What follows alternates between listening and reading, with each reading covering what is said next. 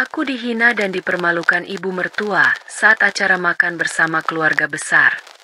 Hanya karena adik ipar baru beli mobil baru.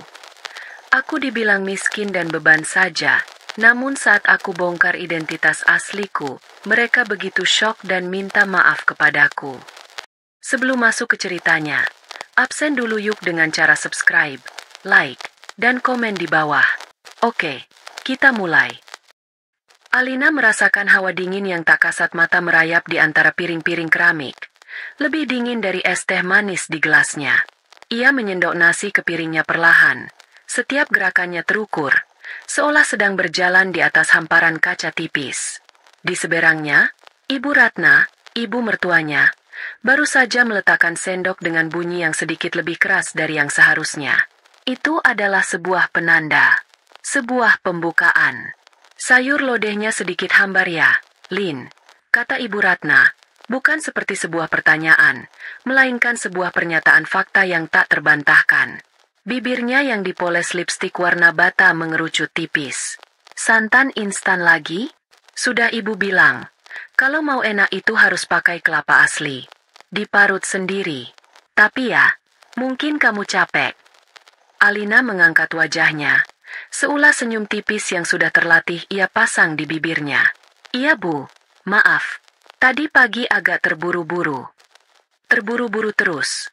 Sambar Diana, adik iparnya, dari samping Ibu Ratna.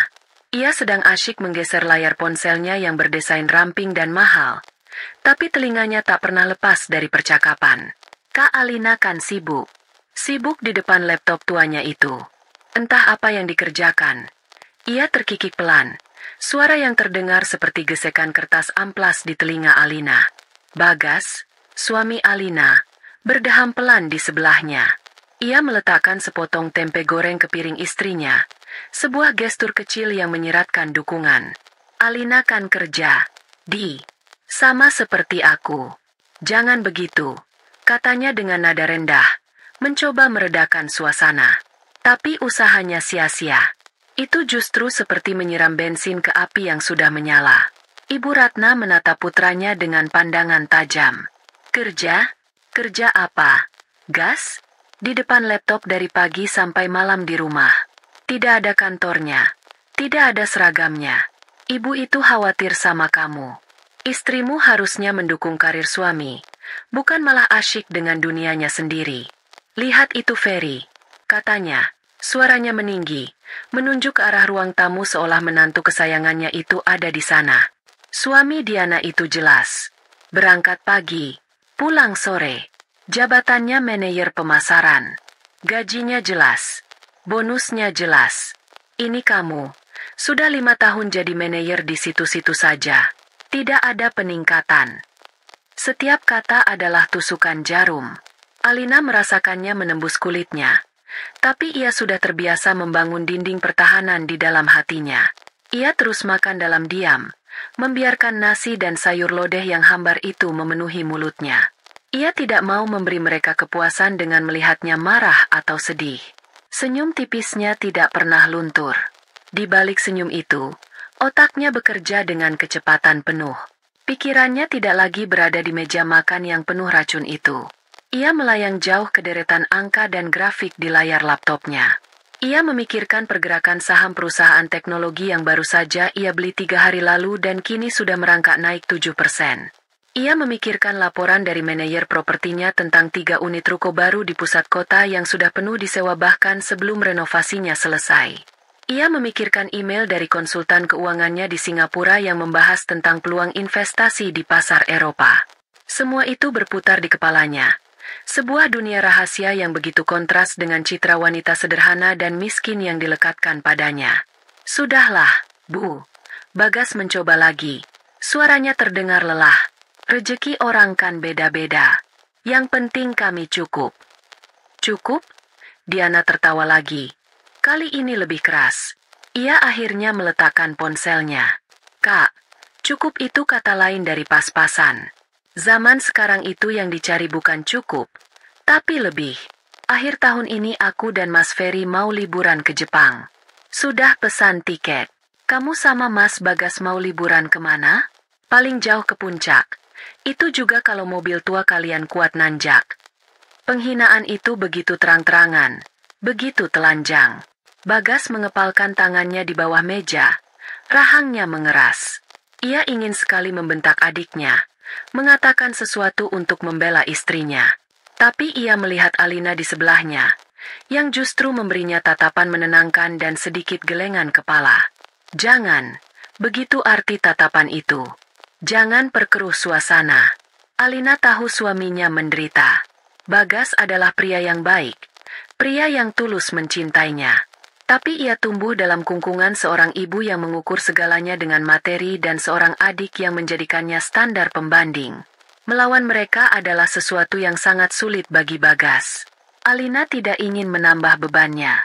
Ia memilih untuk menelan semuanya sendiri. Makan malam akhirnya selesai. Alina membereskan piring-piring kotor dan membawanya ke dapur. Ia bisa mendengar suara Ibu Ratna dan Diana masih berceloteh di ruang tengah, memamerkan tas baru yang dibeli Diana, atau rencana renovasi rumah mereka. Alina mencuci piring dengan tenang. Air hangat yang mengalir di tangannya seolah membersihkan sedikit luka tak kasat mata di hatinya. Mengapa ia bertahan? Pertanyaan itu sering ia ajukan pada dirinya sendiri. Jawabannya selalu sama, karena Bagas. Ia mencintai pria itu. Ia mencintai kebaikan hatinya, tatapan matanya yang teduh, dan caranya memeluknya di malam hari seolah ia adalah satu-satunya harta yang paling berharga. Bagas menikahinya saat ia bukan siapa-siapa, saat warisan kecil dari ayahnya belum berkembang menjadi kerajaan bisnis yang senyap. Bagas mencintainya apa adanya, dan Alina ingin memastikan bahwa keluarga suaminya juga bisa melihatnya seperti itu. Sebuah harapan yang mungkin naif, tapi ia masih memegangnya. Setelah selesai di dapur, ia kembali ke kamarnya. Bagas sudah menunggunya di sana dengan wajah muram. "Maafkan ibu dan Diana ya, sayang," katanya lirih, menarik Alina ke dalam pelukannya. Alina membenamkan wajahnya di dada bidang suaminya, menghirup aroma tubuhnya yang familiar. "Tidak apa-apa, Mas. Aku sudah biasa. Tapi aku yang tidak biasa. Aku tidak suka mereka merendahkanmu seperti itu." Suara Bagas bergetar menahan amarah. Alina mendongak, menatap mata suaminya. Ia mengelus pipinya dengan lembut. "Suatu saat nanti, mereka akan berhenti. Percaya sama aku." Malam itu, setelah Bagas tertidur lelap, Alina membuka laptop tuanya. Stiker-stiker kusa menempel di penutupnya. Beberapa sudutnya sudah terkelupas. Bagi mertua dan adik iparnya, benda itu adalah simbol kemalasannya.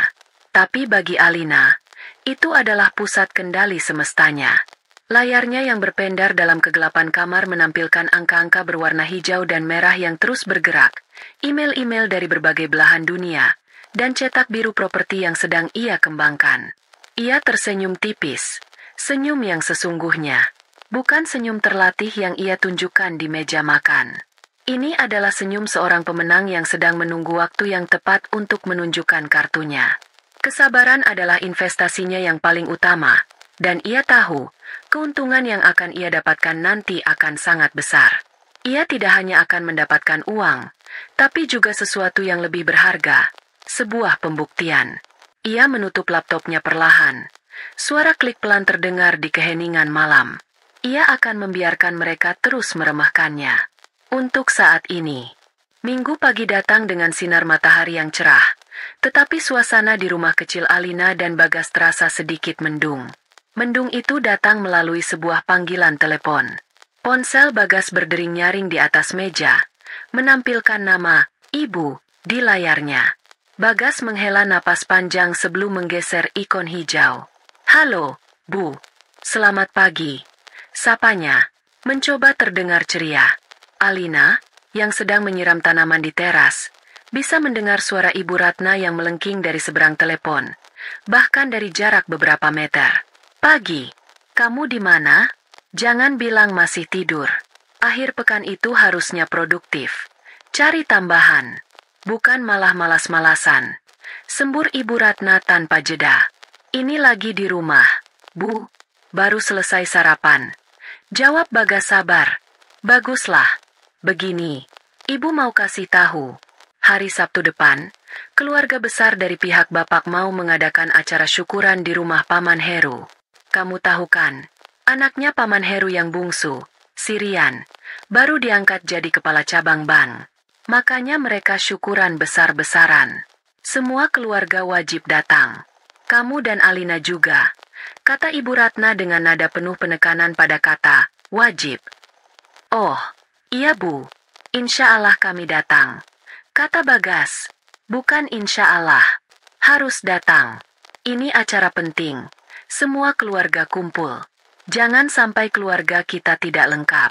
Dan satu lagi, Ibu Ratna berhenti sejenak, membuat jeda yang terasa signifikan. Tolong nanti bilang istrimu, dandan yang pantas, pakai baju yang bagus. Jangan pakai daster terus. Di sana nanti banyak orang penting, kolega-koleganya Paman Heru. Jangan bikin malu keluarga. Tas yang ibu kasih waktu ulang tahunmu itu dipakai. Jangan disimpan saja di lemari. Alina menunduk, pura-pura fokus pada daun-daun aglaonema di depannya.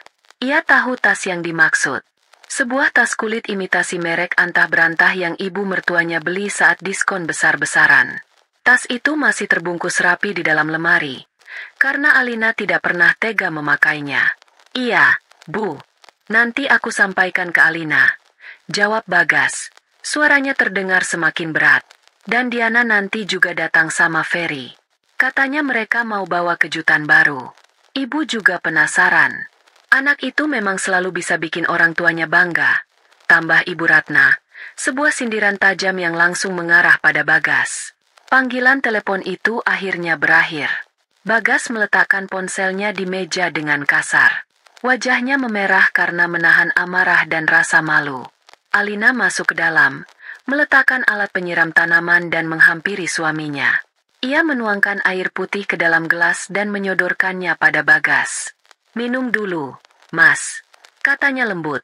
Bagas menenggak air itu dalam sekali teguk. Aku benci ini, Lin. Aku benci caramu diperlakukan seperti ini. Dandan yang pantas. Jangan bikin malu. Seolah-olah kamu itu aib yang harus ditutupi. Sudah, jangan dipikirkan. Ibu kan memang begitu. Alina mencoba menenangkan, meskipun hatinya sendiri terasa perih. Ia duduk di hadapan suaminya, menggenggam tangannya yang terasa dingin. Soal kejutan dari Diana, aku sudah bisa tebak. Paling-paling mobil baru, atau perhiasan baru, gerutu Bagas. Apalagi yang bisa dia pamerkan? Biarkan saja. Kita datang, berikan selamat pada Paman Heru dan keluarga. Makan, lalu pulang. Anggap saja seperti menghadiri undangan biasa, kata Alina bijak. Selama seminggu itu, bayang-bayang acara keluarga terus menghantui mereka. Diana bahkan sempat mengirim pesan di grup WhatsApp keluarga. Sebuah foto tangannya yang memakai jam tangan baru dengan caption, "Persiapan buat acara akhir pekan. Harus tampil maksimal dong." Semua anggota keluarga membalas dengan pujian dan emoji api, kecuali Alina dan Bagas yang hanya membacanya.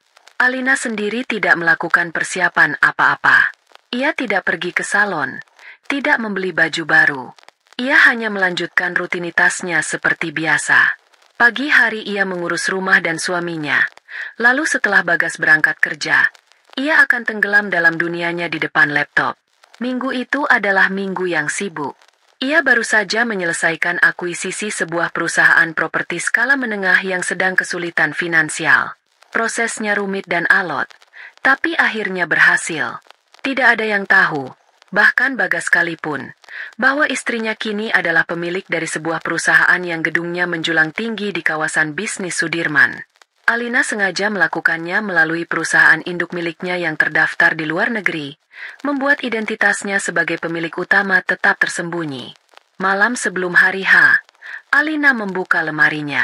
Ia memilih sebuah gaun terusan sederhana berwarna biru tua.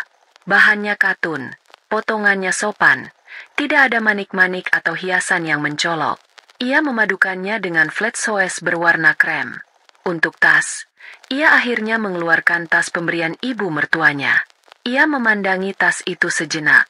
Ia akan memakainya, bukan untuk menyenangkan hati ibu mertuanya, tapi sebagai bagian dari permainannya.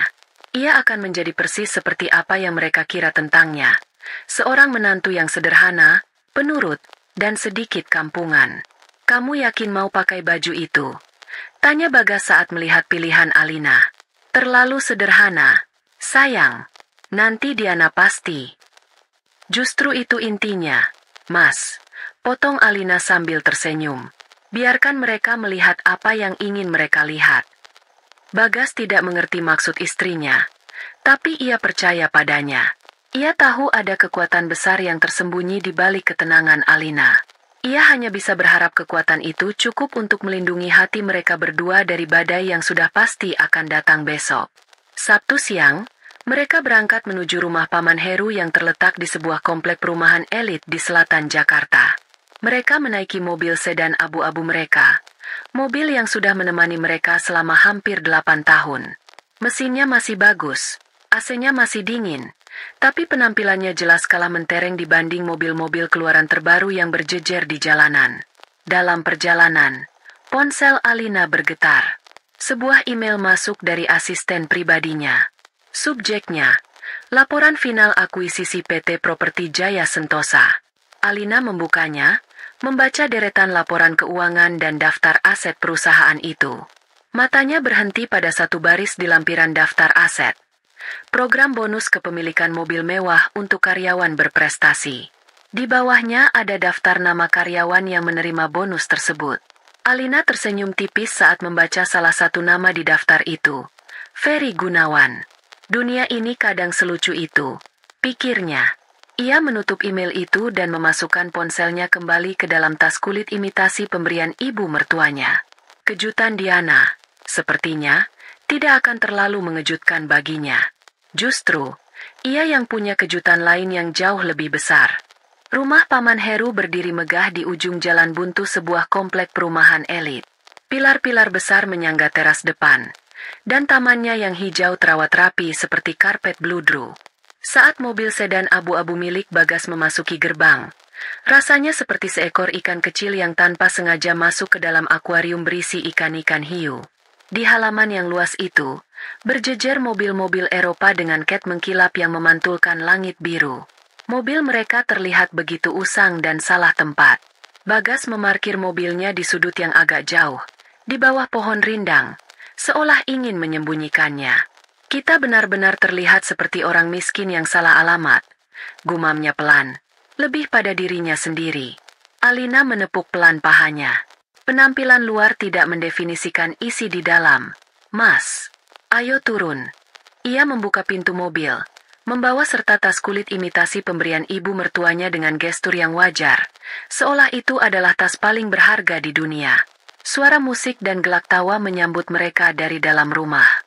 Puluhan orang sudah berkumpul, berbaur di ruang tamu yang luas dan taman belakang yang disulap menjadi area pesta kebun. Aroma sate dan kambing guling yang sedang dipanggang menguar di udara. Alina dan Bagas berjalan menembus kerumunan, menyapa beberapa kerabat dengan senyum. Beberapa paman dan bibi menyambut mereka hangat, tetapi tatapan mata para sepupu dan pasangan mereka terasa berbeda. Mata-mata itu memindai mereka dari atas ke bawah, berhenti sejenak pada gaun sederhana Alina, lalu pada tasnya, sebelum akhirnya melempar senyum tipis yang terasa hambar. Mereka menemukan Paman Heru di dekat panggung kecil, sedang menerima ucapan selamat. Wah, Bagas, Alina, akhirnya datang juga. Sapa Paman Heru ramah. Terima kasih ya sudah menyempatkan hadir. Selamat ya, Paman. Untuk Rian juga, kata Bagas sambil menjabat tangannya. Alina melakukan hal yang sama. Mereka berbasa-basi sejenak sebelum menyingkir, membiarkan tamu lain yang lebih penting untuk berbicara dengan tuan rumah. Mereka mengambil piring dan mengisi dengan sedikit makanan, lalu mencari tempat duduk di sudut taman yang tidak terlalu ramai. Dari sana, mereka bisa melihat panggung utama dengan lebih jelas. Panggung itu diisi oleh orang-orang yang mereka kenali sebagai keluarga inti, Ibu Ratna, Diana, dan beberapa kerabat dekat lainnya. Ibu Ratna tampak paling bersemangat, mengobrol dengan suara keras sambil sesekali tertawa melengking, memastikan semua perhatian tertuju padanya. Lalu, suasana tiba-tiba berubah. Sebuah gumaman menjalar di antara para tamu. Semua orang serentak menoleh ke arah gerbang masuk. Alina mengikuti arah pandangan mereka. Di sana, sebuah mobil sport berwarna merah menyala masuk dengan perlahan. Mesinnya menggeram rendah dengan suara yang angkuh dan mahal. Catnya berkilau di bawah sinar matahari sore, memantulkan bayangan pohon-pohon palem di sekitarnya. Mobil itu berhenti tepat di depan lobi utama, tempat yang sengaja dikosongkan. Pintu mobil terbuka ke atas, seperti sayap seekor serangga raksasa. Dari kursi pengemudi, keluarlah Ferry. Ia mengenakan kemeja bermerek yang dua kancing atasnya sengaja dibuka, memamerkan kalung emas tipis. Kacamata hitam bertengger di wajahnya. Dari sisi penumpang, Diana melangkah keluar dengan anggun. Ia memakai gaun ketat berwarna emas yang berkilauan, menenteng tas tangan kecil yang Alina kenali harganya setara dengan biaya renovasi dapur rumah mereka. Mereka berdua tampak seperti pasangan selebriti yang sedang menghadiri acara penghargaan. Seluruh mata tertuju pada mereka. Bisik-bisik kekaguman terdengar di mana-mana. Itu mobil baru Ferry? Luar biasa. Pasti mahal sekali. Diana benar-benar beruntung. Ibu Ratna adalah orang yang paling bangga. Wajahnya berseri-seri seperti matahari. Ia bergegas menuruni panggung kecil dan menyambut anak serta menantu kesayangannya dengan pelukan heboh. Kemudian, dengan sengaja, ia menarik tangan Diana dan Ferry, membawa mereka berjalan memutari taman, memamerkan mereka seolah akan piala kemenangan. Langkahnya terhenti tepat di depan meja tempat Alina dan Bagas duduk. Ini dia, batin Alina. Puncaknya akan segera tiba. Ia merasakan tangan Bagas di sebelahnya menegang. Nah, ini dia Bagas dan Alina, kata Ibu Ratna dengan suara yang sengaja dikeraskan, menarik perhatian semua orang di sekitar mereka. Beberapa kerabat yang sedang mengobrol langsung terdiam dan menoleh. Ibu Ratna tersenyum lebar, senyum yang tidak mencapai matanya. Ia mengelus lengan mobil merah yang diparkir tak jauh dari sana. Lihat itu, Lin, katanya. Suaranya tajam dan penuh kemenangan. Mobil baru Ferry. Bagus kan? Ini baru namanya sukses. Ferry itu kerja keras, otaknya dipakai. Makanya bisa beli mobil begini di usianya yang masih muda. Diana juga hebat, pintar cari pasangan hidup. Ibu Ratna kemudian memalingkan wajahnya sepenuhnya pada Alina. Tatapannya menghina. Ini contoh adikmu. Sukses. Nggak kayak kamu, miskin. Setiap kata diucapkan dengan penekanan yang kejam. Makanya, gas. Ia beralih pada putranya. Kamu itu harusnya termotivasi melihat adikmu. Jangan pasrah saja dengan keadaan. Istrimu juga itu didorong. Diajari bisnis atau apa. Jangan cuma diam di rumah di depan laptop saja dari pagi sampai malam. Hasilnya nggak ada. Bikin malu keluarga saja. Ibu ini malu sama besan-besan yang lain. Suasana menjadi hening seketika. Suara musik dari pengeras suara seolah mati. Para tamu yang tadinya berbisik-bisik kini terdiam, menatap pemandangan di depan mereka dengan canggung. Beberapa membuang muka, pura-pura tidak mendengar. Yang lain menatap Alina dengan pandangan kasihan yang menusuk. Wajah Bagas merah pada menahan amarah. Urat di lehernya menonjol. Ia membuka mulutnya, siap meledak. Bu, sudah cukup. Tapi sebelum suara itu keluar sepenuhnya, ia merasakan sebuah sentuhan lembut di lengannya. Itu adalah tangan Alina. Ia menoleh dan melihat istrinya tersenyum.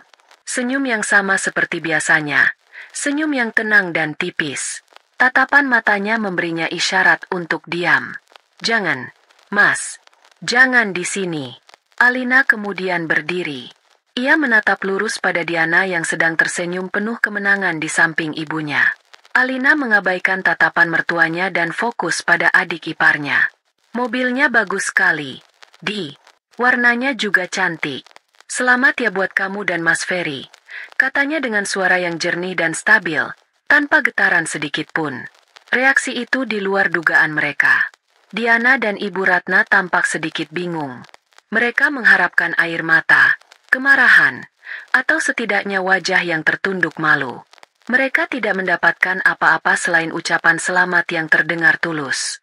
Itu justru membuat mereka merasa sedikit konyol. Iya dong, Kak. Mas Ferry sengaja pilih warna ini biar jadi pusat perhatian. Jawab Diana, sedikit gagap, mencoba merebut kembali kendali situasi. Alina hanya mengangguk sambil terus tersenyum. Kemudian ia kembali duduk di samping Bagas seolah tidak ada apa-apa yang terjadi. Ia mengambil sepotong sate dari piringnya dan mulai memakannya dengan tenang. Di balik ketenangan itu, pikirannya berkecamuk. Ia merasakan penghinaan itu seperti sengatan listrik, menjalar ke seluruh tubuhnya. Tapi rasa sakit itu dengan cepat berubah menjadi sesuatu yang lain. Sebuah kekuatan dingin yang mengkristal di dalam hatinya. Ia melihat mereka bertiga, Ibu Ratna, Diana, Ferry, bukan lagi sebagai keluarga, tetapi sebagai subjek penelitian. Betapa rapuhnya harga diri mereka.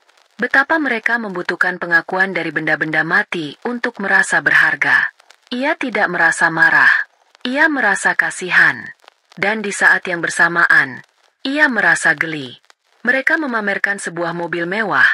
Tidak tahu bahwa mereka sedang memamerkannya di hadapan sang pemilik perusahaan yang memberikan mobil itu sebagai fasilitas cicilan.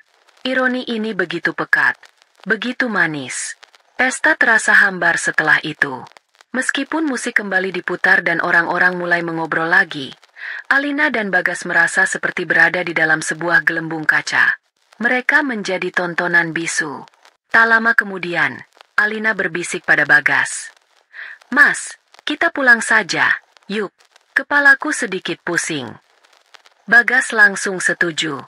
Mereka berpamitan pada Paman Heru, beralasan Alina tidak enak badan. Mereka berjalan melewati kerumunan tanpa menoleh lagi. Saat mereka mencapai mobil mereka, Alina bisa merasakan tatapan Ibu Ratna menusuk punggungnya. Sebuah tatapan kemenangan yang palsu. Saat mereka melaju meninggalkan rumah megah itu, Alina menatap bayangan mobil sport merah di kaca spionnya sampai menghilang. Senyum tipis kembali tersungging di bibirnya. Permainan baru saja dimulai. Perjalanan pulang terasa begitu panjang dan sunyi. Tidak ada musik dari radio. Hanya suara mesin mobil yang monoton dan deru napas Bagas yang terdengar berat. Bagas mencengkeram kemudi begitu erat hingga buku-buku jarinya memutih. Matanya menatap lurus ke jalanan aspal di depan. Tetapi Alina tahu pikiran suaminya tidak berada di sana. Pikirannya tertinggal di taman belakang rumah Paman Heru, di tengah kerumunan yang menjadi saksi bisu penghinaan terhadap istrinya. Alina tidak berkata apa-apa. Ia memberikan suaminya ruang untuk bergulat dengan perasaannya sendiri. Ia tahu, bagi Bagas, penghinaan ini terasa 2 kali lebih menyakitkan. Sebagai seorang suami, ia merasa gagal melindungi wanita yang dicintainya. Begitu mereka tiba di rumah dan pintu tertutup di belakang mereka, benteng pertahanan Bagas akhirnya runtuh. Ia tidak berteriak atau membanting barang. Ia hanya menyandarkan punggungnya di pintu, lalu melorot perlahan ke lantai. Ia menundukkan kepalanya dalam-dalam. Kedua tangannya menutupi wajahnya. Bahunya bergetar hebat. "Aku suami macam apa?" isaknya. Suaranya teredam oleh telapak tangannya. "Aku tidak berguna. Aku membiarkan ibu dan adikku menginjak-injak harga dirimu di depan semua orang. Dan aku hanya bisa diam. Aku minta maaf, Alina. Aku benar-benar minta maaf." Alina menghampirinya dengan langkah pelan. Ia berjongkok di hadapan suaminya, menyingkirkan tangan Bagas dari wajahnya. Ia melihat mata pria yang sangat ia cintai itu basah oleh air mata penyesalan dan amarah. Hatinya terasa sesak, bukan karena hinaan mertuanya, tetapi karena melihat suaminya begitu hancur. Ia mengulurkan tangan dan mengusap air mata di pipi Bagas. "Ini bukan salahmu, Mas. Jangan pernah berpikir seperti itu," bisiknya lembut. "Kamu tidak diam. Kamu mau membelaku. Aku yang menghentikanmu." "Tapi kenapa? Kenapa kamu menghentikanku?" "Mereka pantas mendapatkannya," seru Bagas frustrasi. "Karena kalau kamu marah di sana, kita yang akan terlihat salah. Kita yang akan dicap sebagai anak dan kakak yang tidak tahu sopan santun. Mereka akan memutarbalikkan fakta. Kita tidak akan menang dengan cara itu," jelas Alina dengan sabar. Ia membantu suaminya berdiri dan menuntunnya untuk duduk di sofa. "Ini bukan pertarunganmu, Mas. Ini pertarunganku. Dan aku punya cara sendiri untuk menyelesaikannya. Bagas menatapnya dengan bingung, tetapi ia melihat kilat yang berbeda di mata istrinya. Sebuah kilat keyakinan dan kekuatan yang belum pernah ia lihat sebelumnya. Malam itu, setelah memastikan Bagas sudah lebih tenang dan tertidur, Alina masuk ke ruang kerjanya yang sederhana. Ruangan itu hanya berisi satu meja kayu, kursi, dan rak buku kecil. Di atas meja, tergeletak laptop tuanya yang tampak kontras dengan pemandangan di layarnya. Ia membukanya. Di sanalah dunia Alina yang sesungguhnya terbentang. Bukan dunia seorang istri sederhana yang diremehkan, tetapi dunia seorang investor ulung yang namanya, meskipun disamarkan di balik beberapa lapis perusahaan, cukup disegani di kalangan tertentu. Semuanya dimulai 6 tahun yang lalu, setahun sebelum ia bertemu Bagas. Ayahnya meninggal dunia setelah berjuang melawan penyakit. Ayahnya bukan orang kaya raya, hanya seorang kepala akuntan di sebuah perusahaan swasta yang hidup sangat hemat dan disiplin. Ia meninggalkan warisan yang tidak terlalu besar untuk Alina, satu-satunya anaknya. Sejumlah uang di tabungan dan sebuah rumah kecil di pinggir kota. Sebelum meninggal, ayahnya memberinya sebuah nasihat. Uang itu seperti api. Nak, bisa menjadi teman yang menghangatkan, bisa juga menjadi musuh yang membakar. Jangan pernah biarkan uang mengendalikanmu, tapi belajarlah untuk mengendalikan uang. Gunakan kepintaranmu, bukan nafsumu. Pesan itu terpatri dalam di benak Alina. Ia tidak menggunakan uang warisan itu untuk berfoya-foya. Sebaliknya, ia hidup lebih hemat dari sebelumnya. Sisa uangnya ia gunakan untuk belajar. Ia membeli buku-buku tentang investasi, pasar modal, dan properti. Ia mengikuti kursus-kursus online dari universitas luar negeri. Seringkali begadang sampai pagi untuk memahaminya. Ia mempelajari kisah sukses para investor legendaris, menganalisis kesalahan mereka, dan merumuskan strateginya sendiri. Langkah pertamanya adalah menjual rumah warisan ayahnya. Kemudian, dengan seluruh modal yang ia miliki, ia membeli sebidang tanah yang luas di daerah yang saat itu masih sepi dan dianggap tidak prospektif. Semua orang menganggapnya gila, tapi Alina sudah melakukan risetnya. Ia menemukan bocoran rencana tata kota yang menunjukkan bahwa pemerintah akan membangun jalan tol baru yang melintasi area tersebut. Ia menunggu dengan sabar selama 2 tahun. 2 tahun yang penuh dengan cemoohan dari kerabat yang mengatakan ia membuang-buang uang ayahnya. Lalu, berita pembangunan tol itu diumumkan secara resmi. Harga tanah di area itu meroket hingga 20 kali lipat. Alina menjual tanahnya dan dalam semalam, modalnya berkembang biak secara luar biasa. Itulah titik baliknya. Tapi ia tidak berhenti. Ia terus memutar uangnya dengan cerdas. Ia berinvestasi di saham-saham perusahaan rintisan yang punya potensi, membeli properti-properti yang nilainya di bawah pasar lalu merenovasinya, dan mendiversifikasi asetnya ke berbagai instrumen. Ia mendirikan perusahaan induk di luar negeri untuk mengelola semua asetnya, memastikan identitasnya tetap aman. Ia bertemu Bagas di tengah perjalanannya membangun kerajaan bisnisnya. Ia jatuh cinta pada kebaikan dan ketulusan pria itu. Bagas tidak pernah peduli ia hanya seorang gadis biasa yang bekerja serabutan. Bagas mencintainya apa adanya. Karena itulah, Alina memutuskan untuk terus merahasiakan kekayaannya. Ia ingin membangun rumah tangga yang didasari oleh cinta, bukan oleh angka di rekening bank. Namun, setelah menikah, ia bertemu dengan sisi lain dari dunia, keluarga Bagas. Ia melihat dengan mata kepala sendiri bagaimana Ibu Ratna dan Diana begitu memuja materi dan merendahkan orang yang tidak selevel dengan mereka. Rahasianya yang semula ia simpan untuk menjaga ketulusan, kini berubah menjadi sebuah eksperimen sosial. Ia ingin tahu, sampai kapan mereka akan terus seperti ini? Bisakah mereka berubah? Alina menatap layar laptopnya. Ia membuka kembali file laporan akuisisi PT Properti Jaya Sentosa. Perusahaan tempat Ferry bekerja. Perusahaan yang sekarang menjadi miliknya. Sebuah senyum dingin terukir di wajahnya. Ia sudah memberi mereka cukup banyak waktu. Penghinaan di pesta tadi adalah pemicu terakhir. Eksperimennya selesai, dan hasilnya sudah jelas. Mereka tidak akan pernah berubah. Kini saatnya untuk menunjukkan hasil penelitiannya. Ia tidak akan membalas dengan hinaan. Itu terlalu rendah. Ia akan membalas dengan kebenaran. Sebuah kebenaran telak yang akan meruntuhkan dunia palsu yang mereka bangun dengan susah payah. Ia mulai mengetik sebuah email, ditujukan kepada direktur utama yang baru saja ia tunjuk untuk memimpin perusahaan properti itu. Rencananya mulai terbentuk. Sebuah rencana elegan yang akan menjadi penutup yang manis dari semua drama ini. Senyumnya yang tenang kini memiliki arti yang baru. Sebuah janji akan datangnya sebuah kejutan yang tak akan pernah mereka lupakan seumur hidup. Beberapa hari setelah pesta keluarga yang meninggalkan luka, kehidupan di rumah kecil Alina dan Bagas perlahan kembali normal. Setidaknya di permukaan. Bagas sudah kembali bekerja dengan semangat yang dipaksakan, berusaha melupakan kejadian hari Sabtu itu, meskipun bayangan wajah istrinya yang dihina masih sering melintas di benaknya.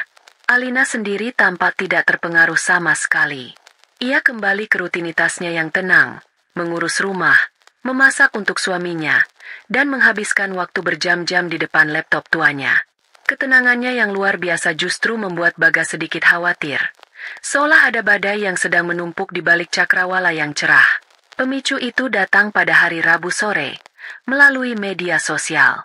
Diana, seolah belum puas dengan drama di dunia nyata, memutuskan untuk melanjutkannya di dunia maya.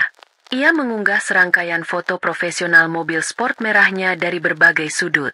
Ada foto ia berpose di kursi pengemudi, foto Ferry yang bersandar gagah di kap mesin, dan foto tangan mereka yang saling bertaut di atas persneling dengan jam tangan mahal yang melingkar di pergelangan.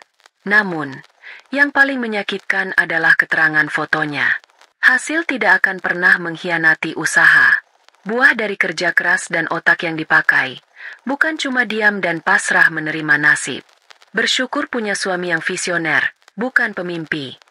Kalimat itu, meskipun tidak menyebut nama, adalah sebuah peluru yang ditembakkan dengan sasaran yang sangat jelas.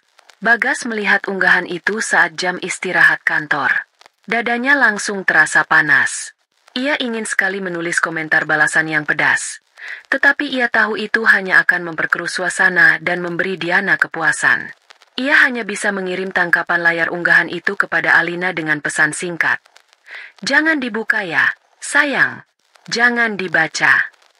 Di rumah, Alina menerima pesan dari suaminya. Ia sudah melihat unggahan itu sejak pagi.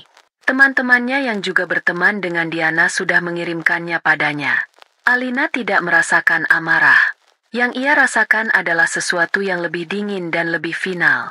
Ini adalah titik terakhir. Kesabaran yang selama ini ia kumpulkan seperti bendungan, kini telah retak. Bukan retak karena amarah, melainkan retak karena ia sudah memutuskan untuk membuka gerbangnya.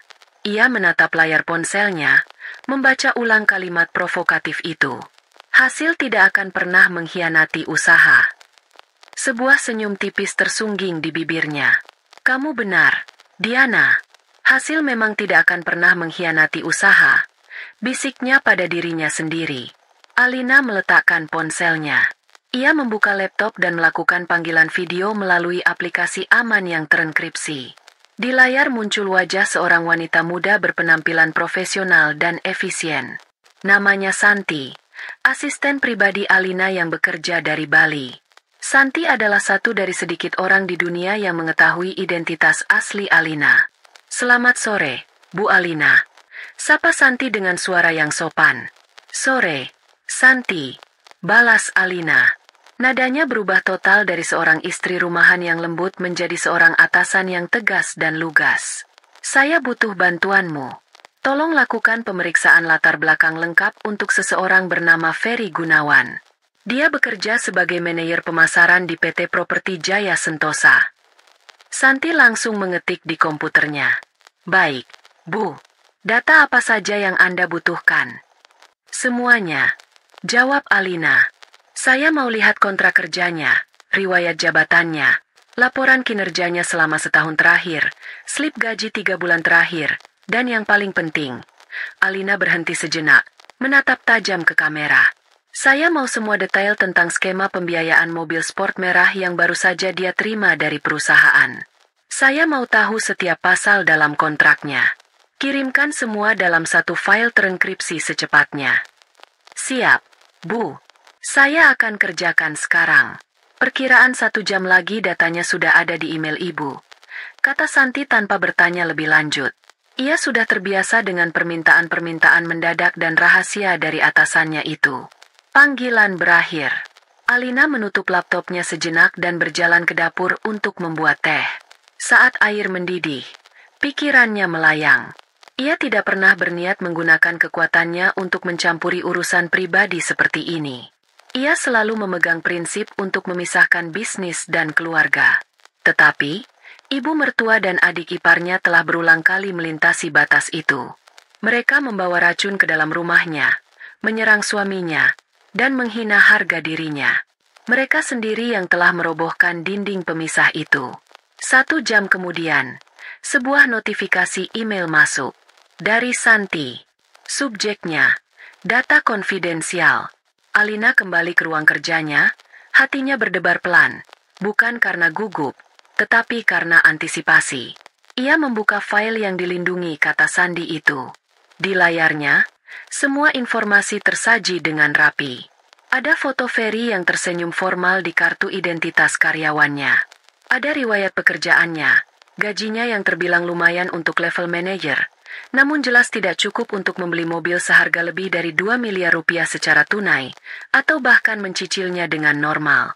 Lalu Alina membuka dokumen yang paling ia tunggu, perjanjian program apresiasi karyawan berprestasi. Ia membacanya kata per kata, pasal per pasal. Matanya menyipit, menyerap setiap detail. Program itu memang sangat menggiurkan. Perusahaan menanggung uang muka sebesar 40% dan memberikan subsidi bunga cicilan hingga 0% selama 10 tahun. Sebuah fasilitas yang luar biasa. Tetapi, di halaman ketiga, pada pasal tentang kepemilikan, Alina menemukan apa yang ia cari. Benang merah itu.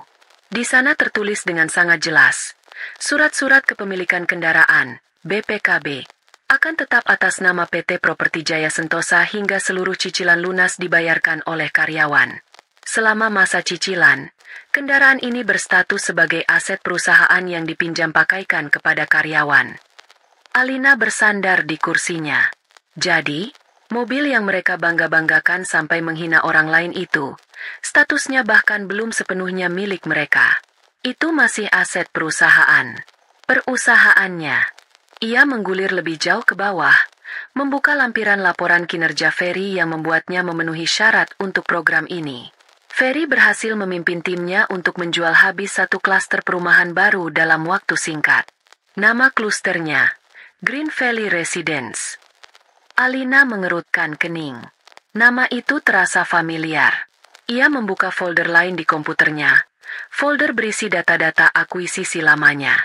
Ia mengetik nama, Green Valley, di kolom pencarian. Hasilnya muncul. 2 tahun yang lalu, salah satu perusahaan cangkangnya membeli sebidang tanah mentah yang sangat luas dari seorang pengusaha tua yang butuh uang cepat. Setahun kemudian, ia menjual tanah itu dengan keuntungan 300% kepada sebuah perusahaan properti, PT Properti Jaya Sentosa. Di atas tanah itulah, Green Valley Residence, dibangun. Sebuah tawa kecil tanpa suara lolos dari bibir Alina. Ironi ini sungguh luar biasa. Jadi, Ferry dipromosikan dan diberi hadiah karena berhasil menjual rumah yang dibangun di atas tanah yang memberinya keuntungan besar. Kesuksesan Ferry, mobil Ferry, kesombongan Diana, dan hinaan Ibu Ratna, semuanya berakar dari satu sumber yang sama, dirinya. Mereka meminum air dari sumur miliknya, lalu meludahi wajahnya dan menyebutnya kering kerontang. Ia menutup semua dokumen itu. Rasa perih di hatinya akibat hinaan tempo hari telah menguap, digantikan oleh kejernihan yang dingin. Ini bukan lagi soal balas dendam pribadi. Ini soal meluruskan sebuah kepalsuan. Ini soal memberikan pelajaran bahwa apa yang terlihat di permukaan seringkali menipu, dan merendahkan orang lain hanya akan menelanjangi kebodohan diri sendiri. Ia sudah memegang semua kartu. Ia tahu apa yang harus dilakukan. Ia tidak akan membocorkan ini di grup WhatsApp atau mengatakannya di meja makan. Itu terlalu kecil, terlalu murahan. Pelajaran ini harus diberikan di atas panggung yang besar, di bawah sorotan lampu yang terang, di hadapan orang-orang yang mereka coba buat terkesan. Alina mengangkat teleponnya. Bukan lagi untuk menelepon Santi. Kali ini, ia menekan nomor Rina Wulandari, Direktur Sumber Daya Manusia di PT Properti Jaya Sentosa. Seorang wanita karir yang ia pertahankan dari manajemen lama karena reputasinya yang baik. "Selamat sore, Bu Rina," sapa Alina dengan suara yang tenang dan berwibawa. Selamat sore. Dengan siapa saya bicara?" jawab suara di seberang. Terdengar bingung karena mendapat telepon dari nomor yang tidak dikenal. "Anda bisa memanggil saya Alina. Saya mewakili Dewan Investor dari perusahaan induk. Saya ingin Anda mengatur sesuatu untuk saya." Keheningan menyelimuti ujung telepon yang lain selama beberapa detik. Bu Rina, sang Direktur SDM, jelas terkejut. Selama ini, komunikasi dengan pihak holding company selalu berjalan melalui Direktur Utama.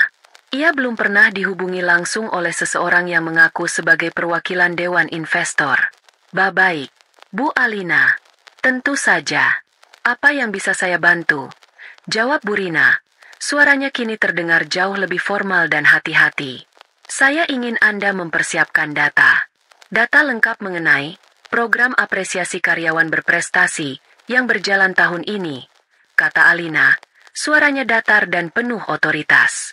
"Saya sudah melihat garis besarnya, tapi saya ingin pemahaman yang lebih mendalam dari sisi SDM. Efektivitasnya, dampaknya terhadap moral karyawan, dan tentu saja, biayanya." Ini adalah langkah pembuka Alina. Ia tidak langsung memberikan perintah. Ia memposisikan dirinya sebagai seorang investor yang sedang melakukan uji tuntas, sebuah pendekatan profesional yang tidak akan menimbulkan kecurigaan. "Tentu, Bu. Datanya ada pada saya. Akan segera saya siapkan laporannya," kata Bu Rina cepat. "Bagus," sahut Alina. "Namun, laporan tertulis saja tidak cukup. Saya percaya pada interaksi langsung. Saya ingin bertemu dengan talenta-talenta terbaik yang perusahaan kita miliki. Saya ingin melihat sendiri orang-orang di balik kesuksesan penjualan kita." Alina berhenti sejenak, membiarkan kalimatnya meresap. "Karena itu, saya ingin Anda dan tim direksi mengatur sebuah acara makan malam eksklusif. Undang semua karyawan penerima bonus mobil tahun ini. Acaranya harus diadakan di tempat yang pantas, Hotel Bintang 5. Kita tidak boleh setengah-setengah dalam mengapresiasi aset terbesar kita, yaitu sumber daya manusia." Di seberang sana, Bu Rina terdengar antusias. "Itu ide yang sangat brilian, Bu. Saya yakin para karyawan akan merasa sangat dihargai. Ini akan menjadi suntikan moral yang luar biasa." "Tepat sekali," kata Alina. "Saya serahkan detail teknisnya pada Anda dan Pak Tirtayasa. Tema, dekorasi, makanan, pastikan semuanya yang terbaik. Anggap ini acara paling penting di kuartal ini.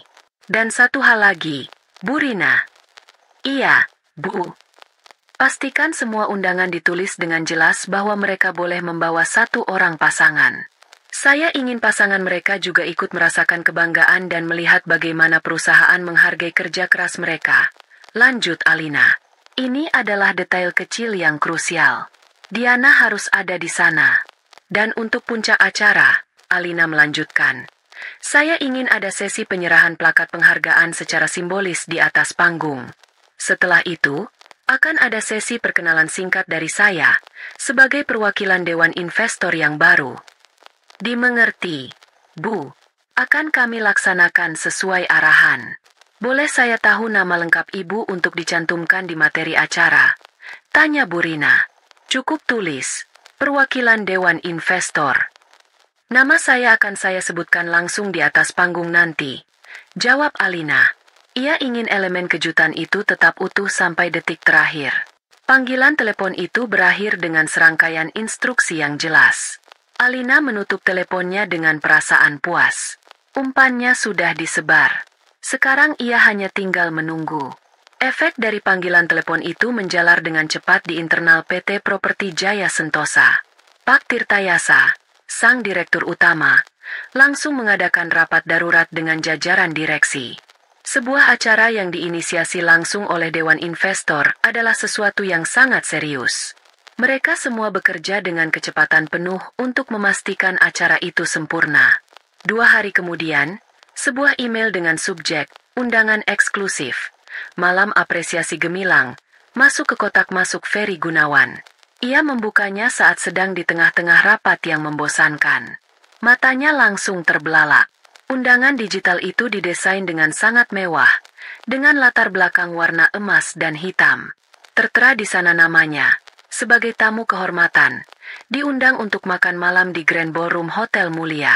Acara itu akan dihadiri oleh seluruh jajaran direksi dan seorang perwakilan misterius dari Dewan Investor. Ferry merasa seperti melayang. Ini adalah pengakuan tertinggi. Ia bukan lagi sekadar manajer. Ia adalah salah satu bintang perusahaan. Tanpa pikir panjang, ia langsung mengirim tangkapan layar undangan itu kepada Diana.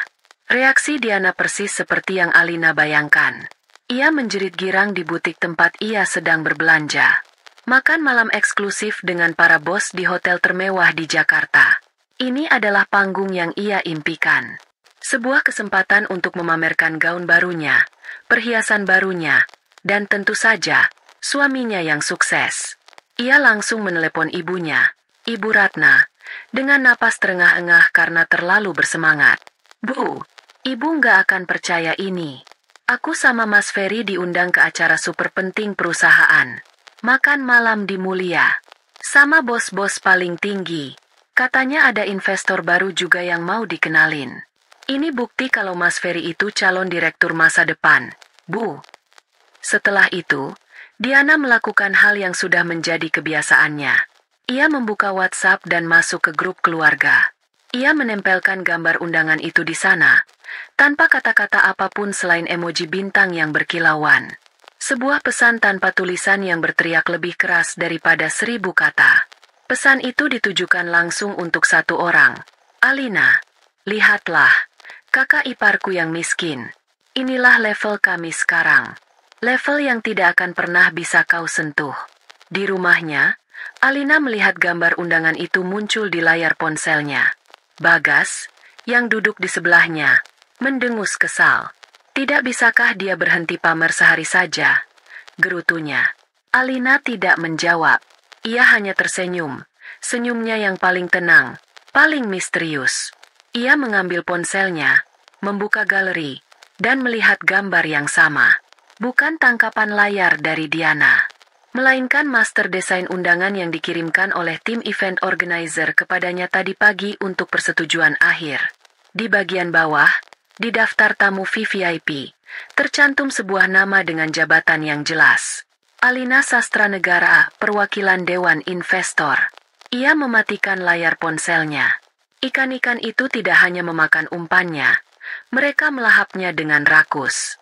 Mereka sedang berenang dengan gembira, tidak menyadari bahwa mereka tidak sedang menuju ke sebuah pesta, melainkan menuju ke sebuah jaring yang sudah ia siapkan dengan sangat hati-hati.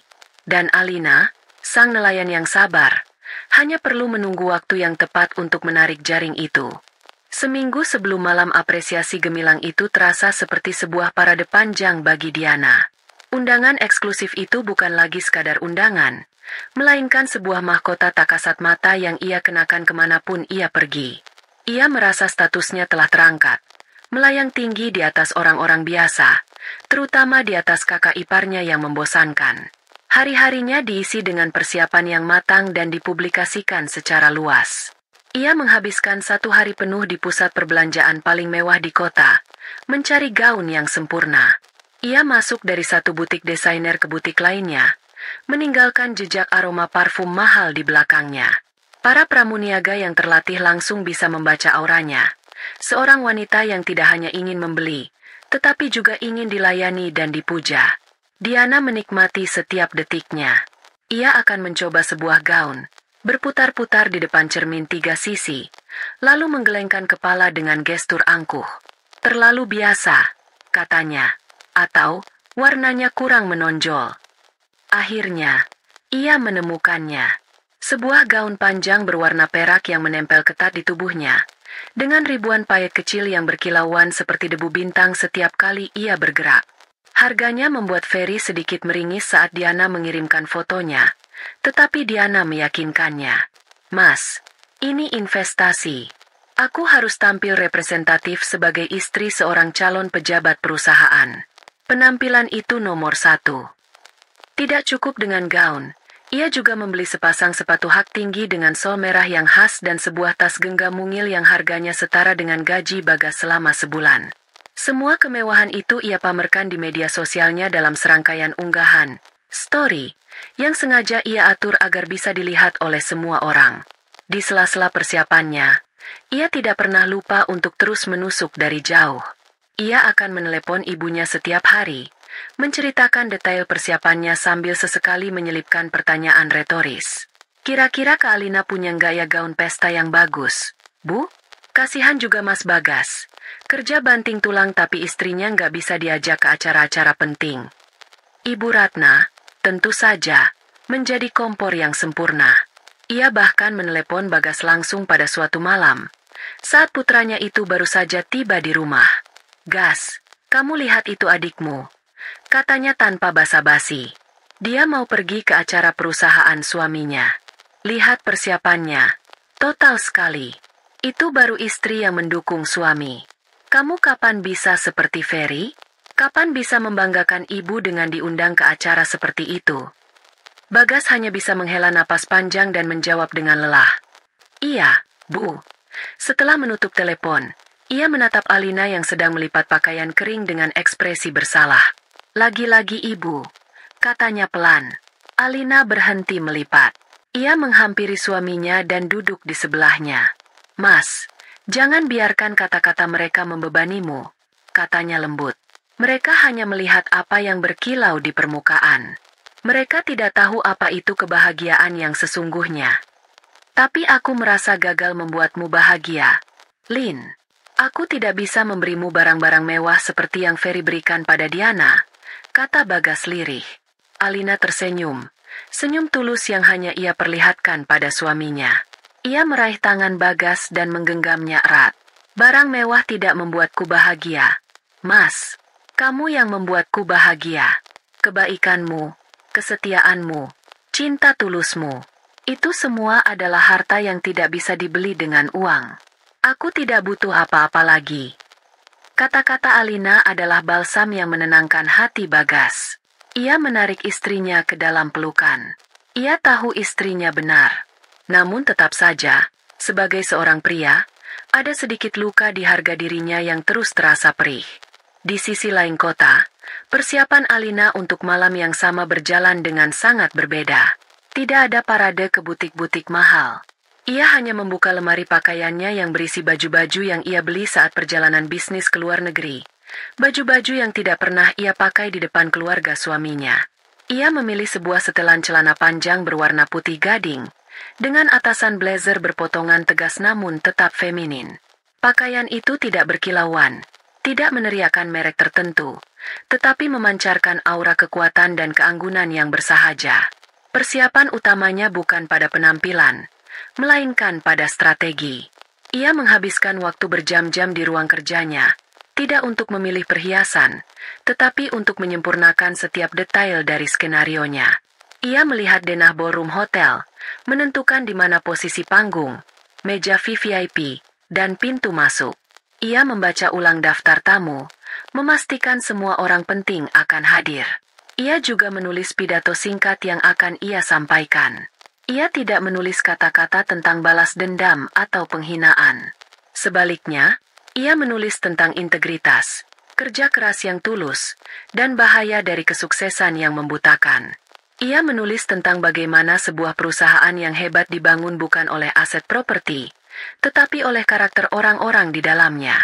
Setiap kalimat ia susun dengan hati-hati, bukan untuk menyerang, tetapi untuk menelanjangi.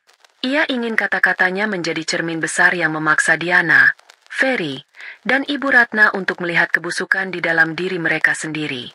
Sehari sebelum acara, Alina melakukan satu langkah terakhir. Ia menghubungi Pak Tirtayasa. Pak Tirta, saya ada satu permintaan kecil, katanya melalui telepon. Saya akan datang sedikit lebih awal besok. Saya tidak akan masuk melalui lobi utama. Tolong atur agar saya bisa masuk melalui akses VVIP dan menunggu di ruang transit. Saya akan masuk ke ballroom bersamaan dengan Anda saat acara akan dimulai. Baik, Bu. Akan saya siapkan. Jawab Pak Tirtayasa. Ia semakin penasaran dengan sosok investor misterius yang begitu detail dan penuh perhitungan ini. Dan satu lagi, tambah Alina. Saat saya masuk nanti, jangan perkenalkan saya dulu. Cukup biarkan saya duduk di meja VVIP. Perkenalan resmi akan dilakukan di atas panggung sesuai jadwal. Rencana Alina sudah matang. Semua bidak catur sudah berada di posisinya. Ia tahu persis apa yang akan terjadi besok. Ia bisa membayangkan wajah Diana yang berseri-seri penuh kemenangan, wajah Ferry yang membuncah karena bangga, dan mungkin wajah Ibu Ratna yang akan diundang Diana untuk sekadar mengantar sampai lobi hotel demi sebuah pameran kesuksesan. Mereka semua akan memainkan peran mereka dengan sempurna dalam drama yang ia sutradarai. Dan Alina, sang sutradara, hanya tinggal duduk manis di belakang layar, menunggu waktu yang tepat untuk berteriak, "Aksi!" Grand Ballroom Hotel Mulia bermandikan cahaya keemasan dari lampu-lampu kristal raksasa yang menggantung di langit-langitnya yang tinggi. Alunan musik jazz yang lembut mengalir dari sebuah band di sudut ruangan, berpadu dengan denting gelas anggur dan percakapan para tamu yang terdengar seperti dengungan lebah yang puas. Meja-meja bundar berbalut taplak putih bersih ditata dengan sempurna, masing-masing dengan rangkaian bunga segar di tengahnya. Malam itu adalah perayaan kemewahan dan kesuksesan. Ferry dan Diana melangkah masuk ke dalam ballroom, dan untuk sesaat, mereka terpesona. Ini adalah dunia yang selama ini mereka impikan. Diana, dalam balutan gaun peraknya yang berkilauan, merasa seperti seorang putri yang tiba di pesta dansa kerajaannya. Ferry, dengan setelan jas mahalnya, merasa seperti seorang pangeran. Mereka berjalan dengan dagu terangkat, menyapa beberapa rekan kerja Ferry dengan senyum lebar yang menunjukkan superioritas. "Luar biasa, Mas. Lihat semua ini," bisik Diana takjub. Matanya berbinar menatap kemewahan di sekelilingnya. "Ini baru level kita." Ferry tersenyum bangga. "Tentu saja. Ini adalah penghargaan untuk orang-orang terbaik." Ego mereka membengkak setiap kali ada seseorang yang menyapa Ferry dengan hormat atau memuji penampilan Diana. Mereka menemukan meja mereka, sebuah meja yang letaknya cukup strategis, tidak terlalu jauh dari panggung. Mereka segera menjadi pusat perhatian di meja itu, dengan Diana yang tak henti-hentinya bercerita tentang betapa sibuknya sang suami dan betapa cerah masa depannya di perusahaan itu. Sebelum berangkat, dalam puncak kesombongannya, Diana melakukan sesuatu yang tidak ada dalam rencana Alina. Ia bersikeras agar Ibu Ratna ikut bersama mereka. "Ibu ikut saja. Nanti tunggu di lobi kafe. Biar Ibu lihat sendiri level menantu Ibu yang sukses ini seperti apa. Setelah acara selesai, aku langsung ceritakan semuanya," katanya.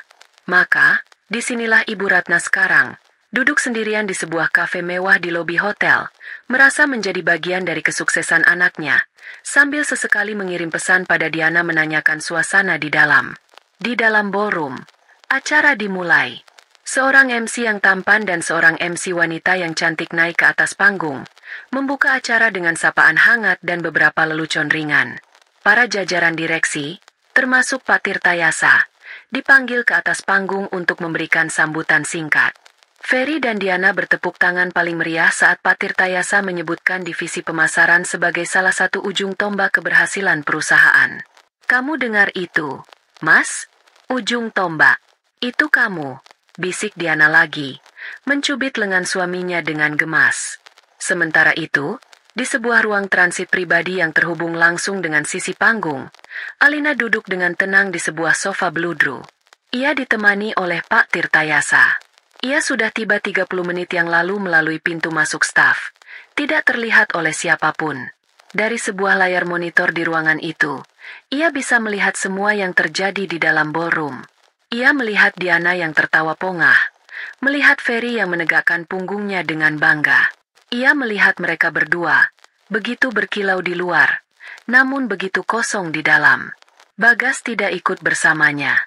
Alina memintanya untuk menunggu di rumah. Ini adalah sesuatu yang harus aku selesaikan sendiri, Mas.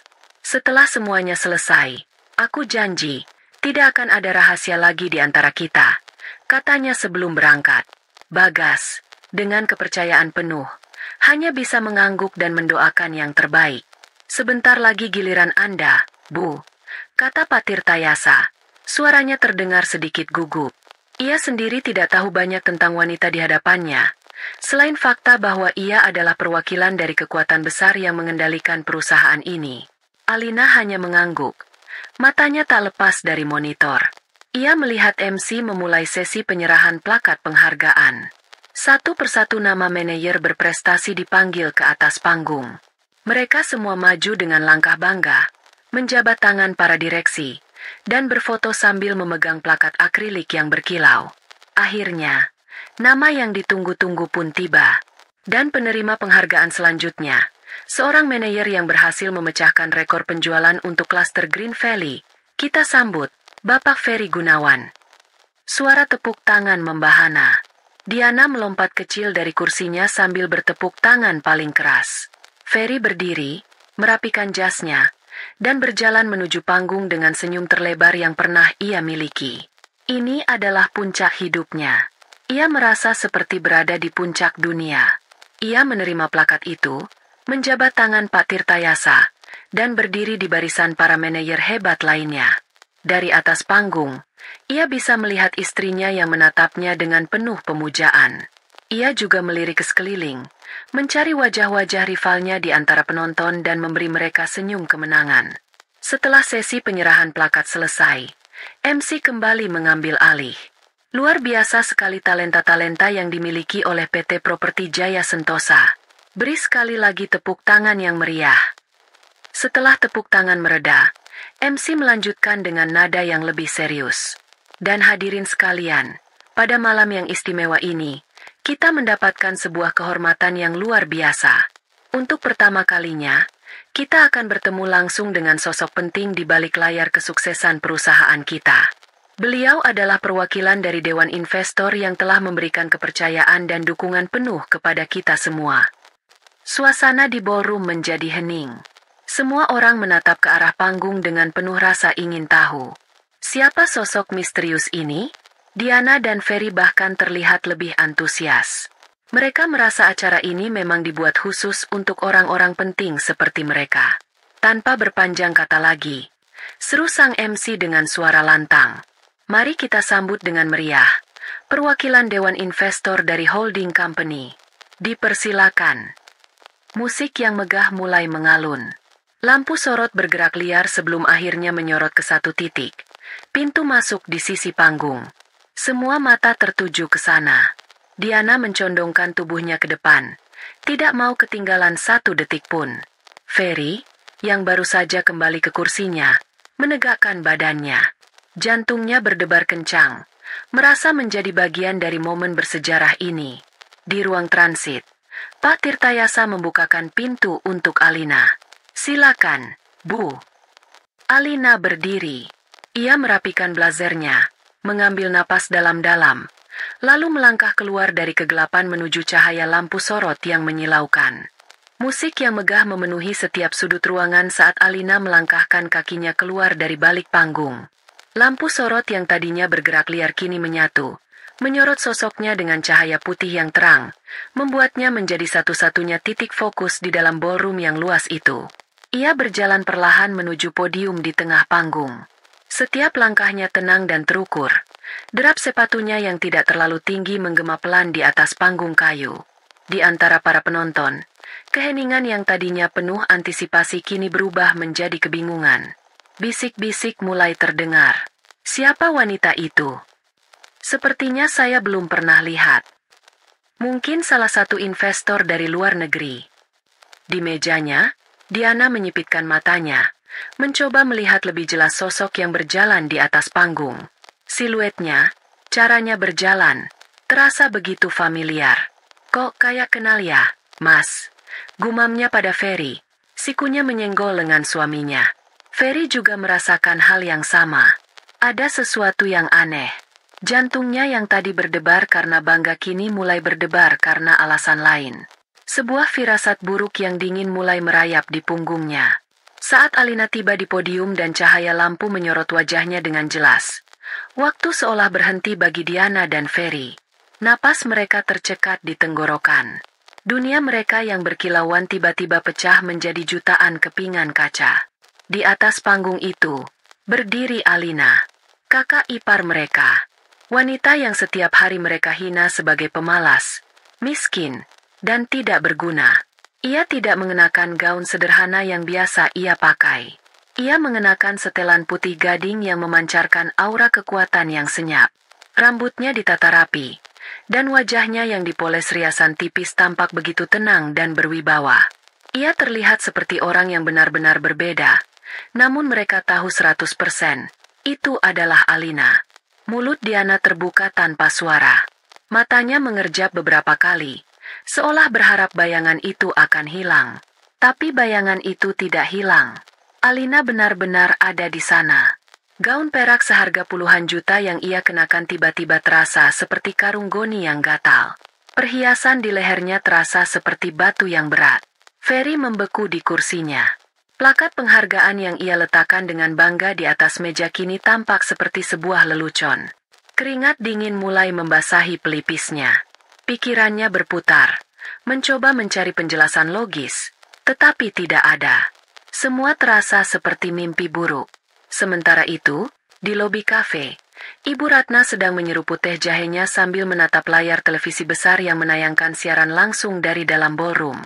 Ia tersenyum puas saat melihat Ferry menerima penghargaan. Ia bahkan sempat memotret layar TV dengan ponselnya, siap untuk dikirim ke teman-teman arisannya.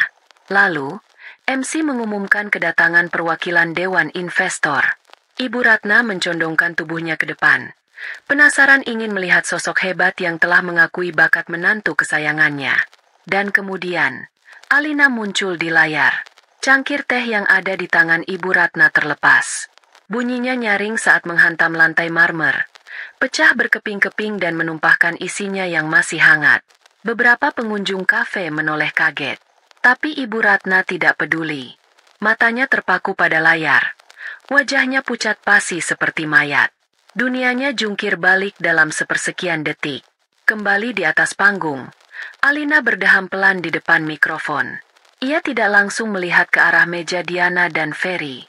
Ia menyapukan pandangannya ke seluruh ruangan, memberikan senyum profesional yang hangat kepada semua orang. Selamat malam, Bapak, Ibu, dan rekan-rekan sekalian. Suaranya terdengar jernih dan tenang, memenuhi seluruh ballroom. Perkenalkan, nama saya Alina Sastranegara. Saya di sini mewakili Dewan Investor dari perusahaan induk yang menaungi PT Properti Jaya Sentosa. Di mejanya, Diana dan Ferry saling pandang dengan tatapan ngeri. Sastranegara, itu nama keluarga Alina. Nama yang tidak pernah mereka anggap penting. Saya ingin mengucapkan terima kasih yang tulus kepada seluruh tim, lanjut Alina, dari jajaran direksi hingga setiap karyawan di lapangan, atas kerja keras dan dedikasi Anda semua yang telah membawa perusahaan ini ke level yang lebih tinggi. Ia berbicara tentang visi perusahaan ke depan, tentang rencana ekspansi, dan tentang pentingnya inovasi. Kata-katanya cerdas, terstruktur, dan penuh wawasan. Para tamu mendengarkan dengan seksama, terkesan dengan kepemimpinan dan visi yang ia paparkan. Bagi mereka, ini adalah pidato yang inspiratif. Tapi bagi 3 orang, pidato itu adalah serangkaian tamparan tak terlihat. Setiap kata-kata Alina tentang integritas, kerendahan hati, dan kerja keras yang tulus terasa seperti sindiran yang paling tajam. Akhirnya, Alina mengalihkan pidatonya ke bagian yang paling ia tunggu. Pada malam ini, kita juga merayakan pencapaian luar biasa dari para talenta terbaik kita. Saya secara khusus ingin mengucapkan selamat kepada para manajer berprestasi yang malam ini telah menerima penghargaan. Ia berhenti sejenak, dan matanya untuk pertama kali menatap lurus ke arah meja di mana Ferry dan Diana duduk membeku. Termasuk Bapak Ferry Gunawan. Nama itu diucapkan dengan jelas. Ferry tersentak di kursinya seolah disengat listrik. Seluruh mata di meja itu kini tertuju padanya. Alina tersenyum tipis. Pencapaian Anda dalam penjualan klaster Green Valley sungguh membanggakan. Saya senang fasilitas dan bonus kendaraan dari perusahaan dimanfaatkan dengan baik oleh Anda dan keluarga. Diana merasakan darahnya surut dari wajahnya. Alina tahu. Ia tahu segalanya. Karena bagi kami, Alina melanjutkan, suaranya kini terdengar sedikit lebih tegas. Matanya masih mengunci tatapan mereka. Aset terbesar perusahaan bukanlah mobil mewah atau gedung-gedung tinggi yang kita bangun. Aset terbesar kita adalah karakter, kejujuran, dan integritas dari setiap individu di dalamnya. Aset-aset fisik seperti mobil itu hanyalah fasilitas, sebuah alat penunjang. Statusnya tetaplah milik perusahaan, hingga seluruh tanggung jawab dan amanah yang menyertainya selesai ditunaikan. Itu adalah pukulan terakhir. Sebuah kalimat yang menghancurkan seluruh kebohongan dan kesombongan mereka. Alina tidak hanya mengungkapkan bahwa ia tahu tentang mobil itu, ia juga dengan elegan menegaskan posisinya sebagai pemilik segalanya, dan posisi mereka sebagai pihak yang hanya dipinjami. Alina mengakhiri pidatonya tak lama setelah itu. Terima kasih atas perhatian Anda. Mari kita nikmati sisa malam ini. Selamat bekerja, dan teruslah berkarya dengan hati.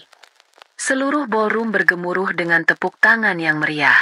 Para direksi di panggung berdiri dan memberikan standing ovation. Semua orang terkesan. Semua orang, kecuali Diana, Ferry, dan Ibu Ratna yang menonton dari jauh dengan tubuh gemetar. Alina turun dari panggung diiringi tepuk tangan. Ia tidak berjalan kembali ke ruang transit. Sebaliknya, ia berjalan dengan tenang menuju meja VVIP di barisan paling depan, di mana Pak Tirtayasa dan para direktur lain sudah berdiri untuk menyambutnya. Ia duduk di kursi utama, membiarkan kehancuran yang baru saja ia ciptakan menyebar tanpa perlu ia awasi lagi. Permainannya telah selesai. Dan ia adalah pemenangnya. Setelah Alina duduk di meja VVIP, pusat gravitasi di dalam ballroom itu langsung bergeser. Para manajer senior dan kepala divisi yang tadinya berbaur, kini berbondong-bondong menghampiri mejanya, berebut kesempatan untuk bisa memperkenalkan diri atau sekadar menjabat tangannya. Alina menjadi matahari baru, dan semua orang ingin merasakan kehangatan sinarnya. Di tengah keriuhan itu, meja tempat Diana dan Ferry duduk berubah menjadi sebuah pulau terpencil yang dijauhi semua orang. Suasana di sekitar mereka menjadi dingin dan senyap. Orang-orang yang semeja dengan mereka tiba-tiba menjadi sibuk dengan ponsel atau makanan mereka, berusaha keras untuk tidak melakukan kontak mata. Plakat penghargaan yang tadinya menjadi simbol kebanggaan Ferry, kini tergeletak di atas meja seperti batu nisan di atas kuburan karirnya. Diana adalah yang pertama kali tidak tahan. Wajahnya basah oleh air mata yang mengalir tanpa suara, merusak riasan mahalnya. Penghinaan ini 1000 kali lebih menyakitkan daripada hinaan verbal manapun. Ini adalah penghinaan total yang disaksikan oleh seluruh dunianya. Ia menarik-narik lengan jas Ferry dengan kasar. "Ayo pergi, Mas. Ayo pergi dari sini sekarang," desisnya dengan suara bergetar. Ferry sendiri masih dalam keadaan syok. Pikirannya kosong. Ia menatap nanar ke arah panggung yang kini kosong, lalu ke arah Alina yang sedang tersenyum ramah pada seorang direktur. Ia merasa seperti seorang aktor figuran yang baru saja menyadari bahwa ia telah salah membaca naskah sepanjang pertunjukan.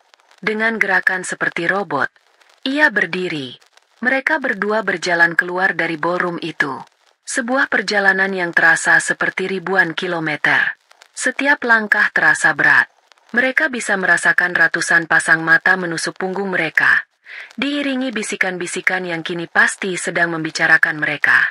Gaun perak Diana yang tadi berkilauan, kini seolah meredup, kehilangan pesonanya. Langkah gagah Ferry kini berubah menjadi langkah seorang pesakitan yang berjalan menuju tiang gantungan. Di lobi kafe, mereka menemukan Ibu Ratna yang masih duduk di kursinya, dengan pecahan cangkir teh di lantai dekat kakinya. Wajahnya sama pucatnya dengan wajah mereka. Apa artinya ini semua?" tanya Ibu Ratna dengan suara lemah, menatap Diana dan Ferry bergantian. Diana tidak menjawab. Ia hanya menangis sesenggukan. Ferry, yang akhirnya menemukan kembali suaranya, menjawab dengan putus asa. "Aku tidak tahu, Bu. Aku tidak tahu apa-apa." Bagaimana bisa Alina, wanita pemalas itu, bagaimana bisa dia? Pekik Ibu Ratna, suaranya meninggi, menarik perhatian beberapa staf hotel. Pasti ada yang tidak beres. Pasti dia menipu seseorang. Tapi jauh di dalam hati mereka tahu itu tidak mungkin. Aura kekuatan dan kecerdasan yang dipancarkan Alina di atas panggung tadi terlalu nyata untuk menjadi sebuah tipuan. Mereka telah melakukan kesalahan terbesar dalam hidup mereka, meremehkan orang yang salah. Malam itu, Alina pulang ke rumah dengan perasaan lega. Bukan lega karena berhasil membalas dendam, tetapi lega karena sebuah beban besar telah terangkat dari pundaknya. Ia menemukan Bagas menunggunya dengan cemas di ruang tamu. Tanpa banyak kata, Alina duduk di sampingnya, menggenggam tangannya, dan menceritakan semuanya. Dari awal, dari warisan ayahnya, usahanya belajar investasi, kerajaan bisnis yang ia bangun secara diam-diam, hingga alasannya menyimpan semua itu sebagai rahasia. Bagas mendengarkan dalam diam. Rahangnya mengeras saat mendengar cerita tentang bagaimana Alina menelan semua hinaan keluarganya selama bertahun-tahun. Matanya membelalak tak percaya saat mendengar skala bisnis yang dikelola istrinya. Setelah Alina selesai bercerita, keheningan menyelimuti mereka. Lalu, Bagas menarik napas dalam-dalam. Ia menatap istrinya, bukan dengan amarah, tetapi dengan tatapan penuh kekaguman yang belum pernah Alina lihat sebelumnya. Jadi selama ini, katanya pelan, semua hinaan itu, semua kata-kata menyakitkan itu, kamu menanggungnya sendirian, padahal kamu bisa menghentikan mereka kapan saja. Alina mengangguk pelan. Bagas menggelengkan kepalanya. Seulas senyum haru terukir di bibirnya. Ia menarik Alina ke dalam pelukan yang paling erat. Maafkan aku, sayang. Maafkan aku karena tidak bisa melihat betapa hebatnya dirimu. Aku bangga sekali padamu. Alina, sangat bangga. Malam itu menjadi awal yang baru bagi mereka. Tidak ada lagi rahasia. Fondasi pernikahan mereka yang tadinya dibangun di atas cinta, kini diperkuat dengan pilar kejujuran dan rasa saling menghargai yang lebih dalam. Beberapa minggu berlalu. Dunia mereka telah berubah. Ferry tidak dipecat. Alina memastikan itu. Memecatnya akan terlihat seperti balas dendam yang kekanak-kanakan. Sebaliknya, ia membiarkannya tetap bekerja, namun di bawah pengawasan ketat. Setiap hari di kantor adalah siksaan bagi Ferry. Ia kehilangan rasa hormat dari rekan-rekan dan bawahannya. Bonusnya dibatalkan dan mobil sport merahnya ditarik kembali oleh perusahaan. Diana dan Ibu Ratna menghilang dari kehidupan mereka. Tidak ada lagi telepon. Tidak ada lagi pesan sindiran di grup keluarga. Mereka mengurung diri dalam rasa malu yang tak terobati.